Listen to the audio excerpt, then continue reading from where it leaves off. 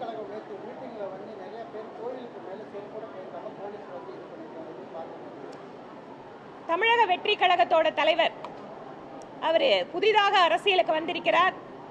அரசியலுக்கு யார் வேண்டுமானாலும் வரலாம். மக்களுக்கு சேவையாற்றுகின்ற உயர்ந்த எண்ணம் இருக்கின்ற அத்தனை பேரும் அரசியலுக்கு வர வேண்டும் என்பதுதான் எங்களோட நோக்கம். ஆனால் வருகின்ற பொழுது உங்களுடைய கூட்டத்திற்காக அல்லது உங்களுடைய ரசிக தன்மைக்காக இந்த சமூகத்திலே ஒரு நியதிகள் அப்படின்னு இருக்கு. எதுக்கு மரியாதை கொடுக்கணும், எது புனித தன்மை அப்படிங்கறதெல்லாம் அதையும் சேர்ந்து அந்த ரசிகர்களை தொண்டர்களாக சரியாக மாற்றாவிட்டால் உங்களுக்கு எந்த பலனும் கிடைக்க போறதில்லை.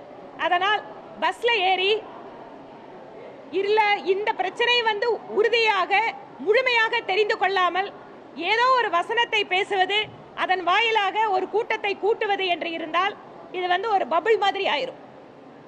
அதனால திரு விஜய் அவர்கள் ஒன்று பேசுகின்ற விஷயத்தை பற்றி முழுமையாக படித்து தெரிந்து விட்டு பேச வேண்டும். குறிப்பா நேற்று வந்து மீனவர் பிரச்சனை பேசியிருக்காரு. அவர் கேட்கறது 2011 போராடுங்கிறது சரி. 2011 காங்கிரஸ் ஆட்சி இருந்தது, அதனால நீங்க போராடுனீங்க. 14க்கு பின்னால மீனவருக்காக போராடுகின்ற சூழல் உங்களுக்கு வந்துதா? வரல. அப்படி இருக்கின்ற பொழுது இந்த பாசிசம், பாஜக இதையெல்லாம் வந்து வசனம்லாம் நல்லா தான் இருக்கு. ஆனா உண்மையிலிருந்து ரொம்ப தூரம் தள்ளி இருக்குதுன்னு சொன்னா அதுக்கு வேல்யூ வராதுங்க.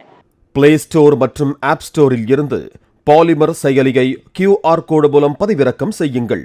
செய்திகளை உடனுக்குடன் பெறுங்கள்.